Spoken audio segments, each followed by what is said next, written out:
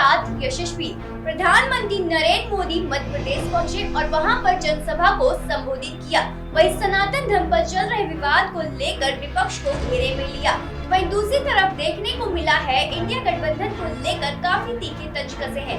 उन्होंने कहा है कि कुछ लोग देश में ऐसे भी लोग हैं जो देश और समाज को बांटना चाहते हैं। और क्या क्या कहा है नरेंद्र मोदी ने इंडिया गठबंधन को लेकर हम आपको दिखाएंगे अपनी इस खास रिपोर्ट में। प्रधानमंत्री नरेंद्र मोदी ने आज मध्य प्रदेश के बीना में एक जनसभा को संबोधित करते हुए विपक्षी गठबंधन पर जमकर निशाना साधा। G20 सम्मेलन का जिक्र करते हुए पीएम मोदी ने कहा कि इस G20 की सफलता का श्रेय मोदी को नहीं बल्कि आप सबको जाता है। ये आप सबका सामर्थ्य है, 140 करोड़ भारतवासी की सफलता है। ये जो सफल G20 हुआ है, इतनी बड़ी सफलता मिली है, इसका श्रेय किसको जाता है? ये किसने कर दिखाया? ये किसने कर दिखाया? जी नहीं, ये मोदी ने नहीं, ये आप सबने किया है। ये आपका सामर्थ्य है। 140 करोड़ भारतवासियों की सफलता है दोस्तों।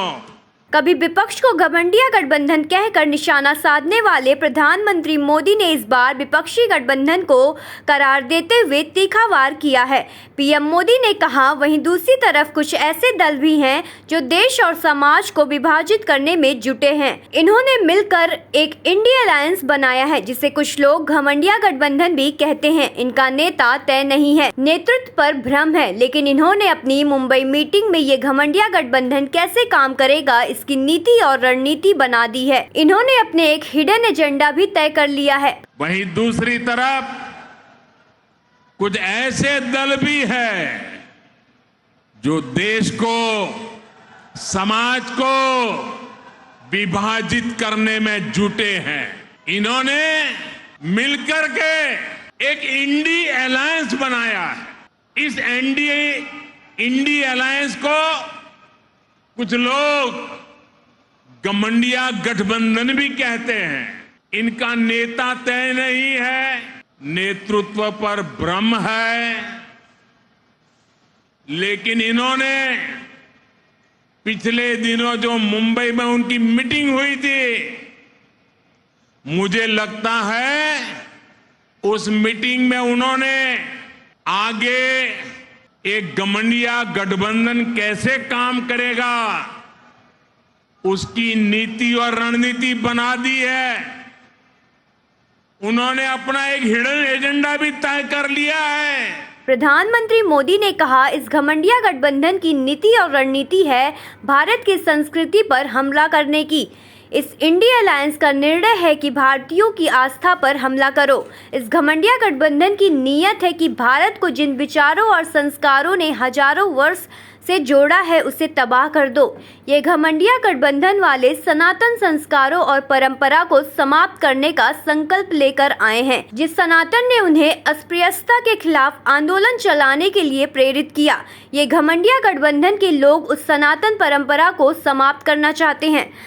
एक घमंडिया गठबंधन की नीति है भारत की संस्कृति पर हमला करने की। इंडी अलायंस का निर्णय है भारतीयों की आस्था पर हमला करो। इंडी अलायंस घमंडिया गठबंधन की नीयत है भारत को जिस विचारों ने, जिस संस्कारों ने, जिस परंपराओं ने हजारों वर्ष से जोड़ा है उसे तबाह कर दो। जिस सनातन से प्रेरित होकर देवी अहल्याबाई होलकर ने देश के कोने कोने में सामाजिक कार्य किए, नारी उत्थान का अभियान चलाया, देश की आस्था की रक्षा की। ये घमंडिया गठबंधन, ये इंडी अलायंस उस सनातन संस्कारों को, परंपरा को समाप्त करने का संकल्प लेकर के आए हैं। सनातन का जिक्र करते हुए पीएम मोदी ने कहा, इस इंडिया अलायंस के लोग उस सनातन धर्म को मिटाना चाहते हैं जिसने स्वामी विवेकानंद और लोकमान्य तिलक को प्रेरणा दी। आज उन्होंने सनातन को निशाना बनाना शुरू कर दिया है। कल वे हम पर हमले बढ़ा देंगे। देश भर में सभी सनातनियों और हमारे देश से प्यार करने वाले लोगों को सतर्क रहना होगा। हमें ऐसे लोगों को रोकना होगा। उस सनातन परंपरा को समाप्त करना चाहते हैं जिस सनातन से प्रेरित होकर स्वामी विवेकानंद ने समाज की विभिन्न बुराइयों के प्रति लोगों को जागरूक किया। कल ये लोग हम पर होने वाले हमले और बढ़ाने वाले हैं। पीएम मोदी ने कहा, आज इन लोगों ने खुलकर बोलना शुरू किया है। कल ये लोग हम पर होने वाले हमले और बढ़ाने वाले हैं। देश के कोने कोने में हर सनातनी को, इस देश को प्यार करने वाले को सतर्क रहने की जरूरत है। इंडिया अलायंस वाले सनातन को मिटाकर देश और 1000 साल की गुलामी में धकेलना चाहते हैं, लेकिन हमें मिलकर ऐसी ताकतों को रोकना है। हमारी एकजुटता से उनके मंसूबों को नाकाम करना है।